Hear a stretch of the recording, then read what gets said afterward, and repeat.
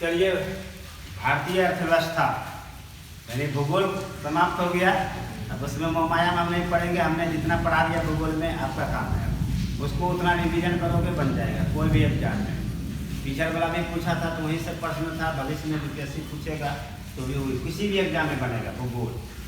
भूगोल में दो भूगोल, एक समान भूगोल मतलब विश्व का भूगोल, एक भारत का भूगोल, दो पार्ट में है ना।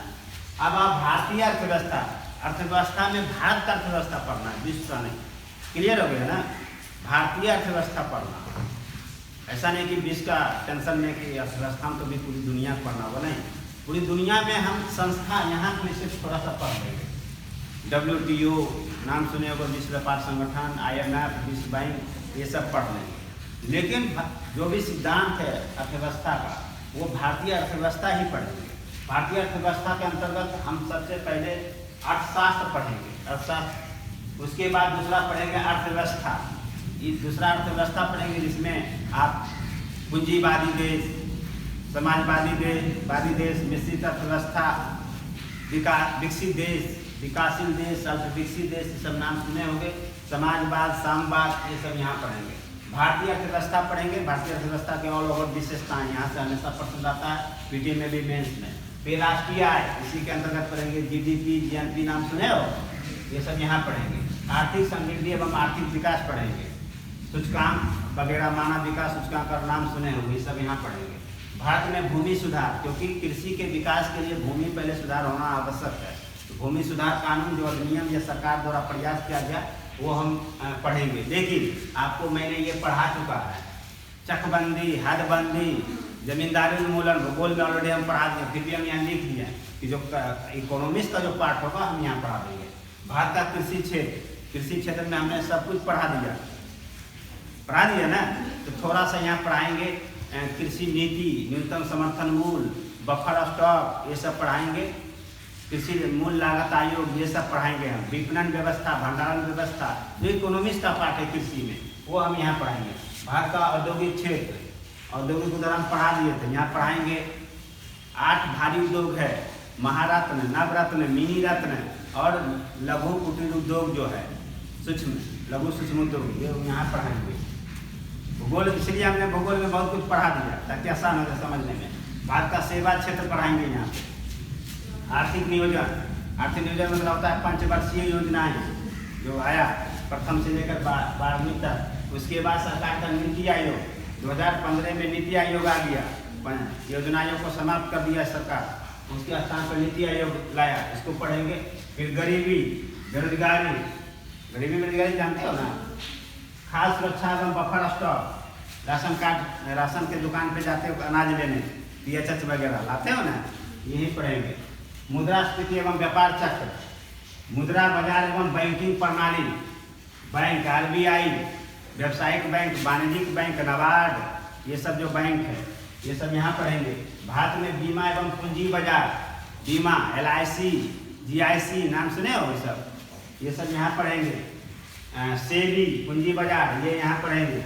राजकोषीय नीति एवं कर संरचना, भारत सरकार का राजकोषीय नीति क्या है। कुल प्राप्ति में पूंजीगत प्राप्ति, राजस्व प्राप्ति, पूंजीगत व्यय, राजस्व व्यय, ये सब यहाँ पढ़ेंगे। वस्तु एवं सेवा कर, GST नाम सुने हो, ये यहाँ पढ़ेंगे। अंतर्राष्ट्रीय आर्थिक संगठन, IMF, विश्व बैंक, WTO, ASEAN, ये सब जो है जो आर्थिक संगठन है विश्व का, वो पढ़ेंगे। जनसांख्यिकीय सिद्धांत मतलब जनगणना तो हमने पढ़ा दिया। अब जनसंख्या क्या विकास के लिए बाधक है या वरदान है, वो कहाँ पढ़ेंगे, यहाँ पे। बहुत लोग कहता है जनसंख्या एक समस्या है, अधिक जनसंख्या होना समस्या, लेकिन जनसंख्या पूरी तरह समस्या नहीं है। जनसंख्या विकास का बाधक नहीं है, जनसंख्या विकास का वरदान है। क्योंकि जनसंख्या नहीं होगा तो मानव बल कहाँ से आएगा, मानव बल नहीं होगा तो बाजार कहाँ से होगा। अब तुम खूब गेहूं उत्पादन कर लो, अब कोई खरीदने वाला है ही नहीं, तो अर्थव्यवस्था का विकास कैसे होगा। तुम्हारे पास खेत खलियान सब कुछ है, काम करने वाला है ही नहीं कोई, तो मानव बल होना अति आवश्यक है। जनसांख्यिकीय सिद्धांत में हम यही पढ़ेंगे। ये टॉपिक था। आपको भारतीय अर्थव्यवस्था का अगर इतना आपके मजबूत है आपका तो इकोनॉमिक्स को आप उंगली पे नचाएंगे, कोई पूछेगा पीटी हो मेंस आराम से लिखेंगे, चाहे बीपीएससी का एग्जाम हो चाहे यूपीएससी का एग्जाम हो। करंट से अपडेट आपको रहना होगा। उस समय जब एग्जाम होगी तो करंट पढ़ लेंगे कुछ योजनाएं। तो चलो इसको लिखो।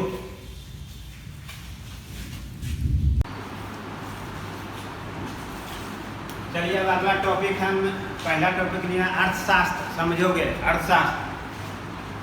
अर्थशास्त्र का परिभाषा। अर्थशास्त्र में 3 चीजें पढ़ेंगे, पहला अभिप्राय, दूसरा शास्त्र का जनक, तीसरा अर्थशास्त्र का वर्गीकरण। अभिप्राय मतलब हुआ कि अर्थ कोई पूछेगा आपसे कि अर्थशास्त्र किसको कहते हैं? अर्थशास्त्र अर्थव्यवस्था नहीं, अर्थशास्त्र। अर्थव्यवस्था और अर्थशास्त्र में अलग परिभाषा है, अंतर है। अर्थशास्त्र किसको कहते हैं? कोई ऐसा विषय जिसमें वस्तुओं एवं सेवाओं का उत्पादन हो, वितरण हो, उपभोग मतलब खाना, उसको क्या कहते हैं? कोई अर्थशास्त्र का ऐसा विषय जिसमें वस्तुओं एवं सेवाओं का उत्पादन, वितरण एवं उपभोग का अध्ययन किया जाता हो, उसे क्या कहेंगे? अर्थशास्त्र कहेंगे। अर्थशास्त्र का जनक एडम स्मिथ को माना जाता है। इन्होंने एक पुस्तक लिखे थे, पुस्तक का नाम है the wealth of Nations. The wealth of Nations, ये पुस्तक की रचना एडम स्मिथ ने किया था। यह पुस्तक का प्रकाशित हुआ 1773 ईस्वी में। इस पुस्तक का शीर्षक या इस पुस्तक का उपनाम क्या है? अर्थशास्त्र का धन का विज्ञान। अर्थशास्त्र को धन का विज्ञान किसने कहा? इसका मतलब एडम स्मिथ ने कहा। किस पुस्तक में? The wealth of nation. अब अर्थशास्त्र का वर्गीकरण, व्यष्टि अर्थशास्त्र और समष्टि अर्थशास्त्र। व्यष्टि का अंग्रेजी होता है माइक्रो इकोनॉमिक्स और समष्टि का अंग्रेजी होता है माइक्रो। क्या हुआ? मैक्रो हुआ। ठीक है, माइक्रो और मैक्रो। माइक्रो अर्थशास्त्र किसको कहते हैं? अर्थव्यवस्था के छोटे छोटे पहलुओं, जैसे कोई व्यक्ति है, एक व्यक्ति कोई काम किया, एक व्यक्ति कोई सामान को बेचा, एक व्यक्ति कोई खाया, उसका अध्ययन अगर हम करते हैं, एक छोटा छोटा। और समष्टि अर्थशास्त्र उसको कहते हैं बड़े बड़े, जैसे पूरा उद्योग। इसमें अगर हम लेंगे उद्योग, तो इसमें अध्ययन करते हैं उद्योग का, क्या करते हैं? कपड़ा उद्योग। कपड़ा उद्योग में कपड़ा का बाजार, एग्जाम्पल बता रहे हैं, बाजार। लेकिन इसमें जो हम अध्ययन करते हैं सीधा उद्योग। ठीक है, इसमें एक व्यक्ति गरीब है, कोई व्यक्ति गरीब है, एक व्यक्ति, इसमें अध्ययन करेंगे। गरीबी, इसमें अध्ययन करेंगे। यहाँ कोई एक व्यक्ति बेरोजगार है, उसका अध्ययन यहाँ करेंगे। बेरोजगारी यहाँ करेंगे। बाजार मतलब यहाँ कपड़ा बाजार का, और यहाँ सिर्फ अध्ययन करेंगे बाजार का। बाजार में तो हर कुछ का बाजार होता है ना। यहाँ पे अर्थव्यवस्था के छोटे छोटे पहलू, मतलब एक इकाई, दूसरे अर्थों में एक इकाई या भाग, एक भाग या एक इकाई का अध्ययन हम करते हैं। लेकिन यहाँ पे क्या है? बड़े बड़े।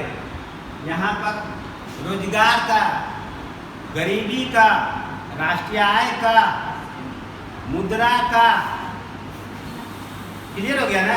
इसमें एक चीज छोटा छोटा अध्ययन करेंगे। अगर इसका अध्ययन, तुम्हारा अध्ययन तो यहाँ करेंगे। लेकिन सभी विद्यार्थी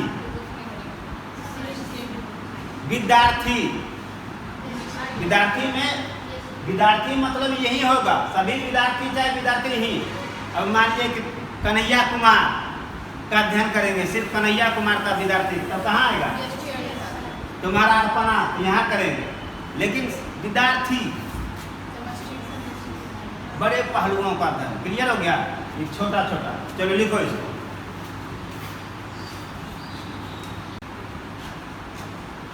अब हम अर्थशास्त्र का वर्गीकरण को विस्तार वहाँ तो समझा ही दिए, विस्तार से इसको समझा देते हैं। व्यष्टि अर्थशास्त्र इसको कहते हैं।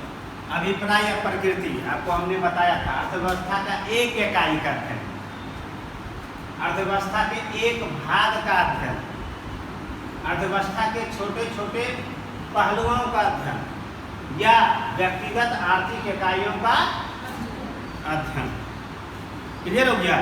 इसको बोलते हैं व्यष्टि अर्थशास्त्र। जैसे तुम उद्योग बना रही हो, ये भी उद्योग बना रहा है, तुम भी उद्योग बना रही हो, तुम्हारा उद्योग का अध्ययन करेंगे तो व्यष्टि अर्थशास्त्र कहलाएगा।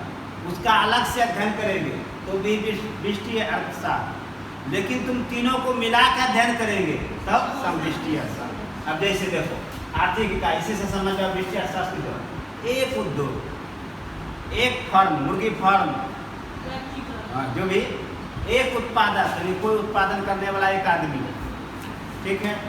एक बाजार, कोई एक वो बाजार ले लो, ये हाट में भी कई प्रकार का बाजार होता है। सब्जी बाजार अलग, खिलौना बाजार अलग, मिट्टी का बर्तन बाजार अलग। एक बाजार और एक उपभोक्ता, इस सबको एक शब्द का बातें आ गया तो व्यष्टि अर्थशास्त्र कहते हैं। व्यष्टि अर्थशास्त्र की इकाइयों का साधन एवं आवंटन क्या है? तो मांग एवं पूर्ति का अध्ययन पर आधारित है। पूछेगा कि मांग एवं पूर्ति का सिद्धांत पर आधारित व्यष्टि अर्थशास्त्र है या समष्टि अर्थशास्त्र? व्यष्टि अर्थशास्त्र। मूल्य का निर्धारण से संबंधित समस्याओं और नीतियों का अध्ययन किया जाता है। अगर कोई एक व्यक्ति कुछ उत्पादन किया तो उसका कीमत क्या होना चाहिए, उस सारे चीजों का अध्ययन किसमें करोगे? मूल्य निर्धारण से संबंधित समस्याओं और नीतियों का अध्ययन। अब समझो, व्यष्टि अर्थशास्त्र का 3 घटक होता है। उपभोक्ता व्यवहार सिद्धांत, मतलब कोई व्यक्ति है, उपभोक्ता मतलब खाने वाला जो उपयोग कर रहा है, उसको क्या चाहिए, कौन सा वस्तु चाहिए, वो कैसा वस्तु चाहता है, उसका अध्ययन करते हैं तो क्या कहलाता है? उपभोक्ता व्यवहार सिद्धांत।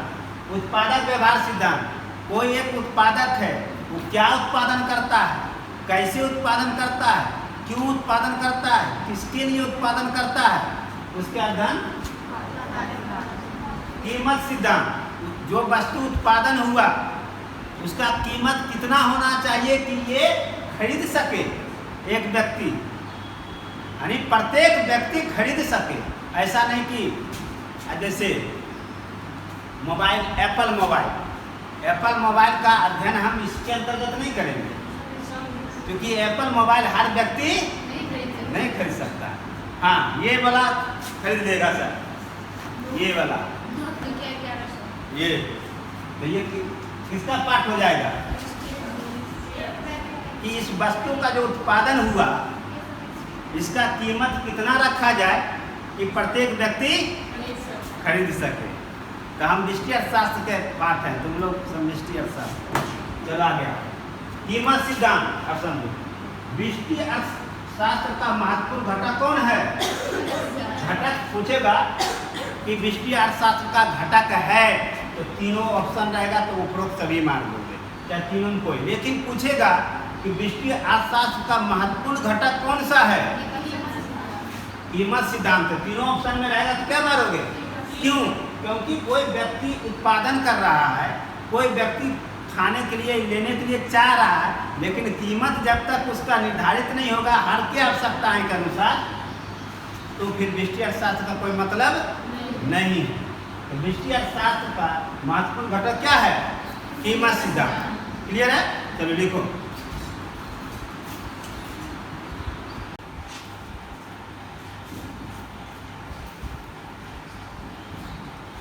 अब हम लोग आते हैं समष्टि अर्थशास्त्र। इसका प्रकृति अभिप्राय जानो इसको। समष्टि अर्थशास्त्र अर्थव्यवस्था के सभी आर्थिक इकाइयों का समग्र अध्ययन। अर्थव्यवस्था के सभी इकाइयों का कैसा अध्ययन? मतलब बड़े बड़े पहलुओं का अध्ययन। उसको क्या कहते हैं? ठीक है। इसमें आय तथा रोजगार सिद्धांत कहा जाता है। किसको पूछेगा? समष्टि अर्थशास्त्र को आय तथा रोजगार का सिद्धांत, सकल घरेलू उत्पाद का अध्ययन और संतुलित उत्पादन का सिद्धांत, ये तीनों बात ही कब्जा में फंसाएगा पीटी में। ठीक है, अब देखो कैसे समझोगे कि अर्थव्यवस्था के आर्थिक इकाइयां का समग्र अध्ययन।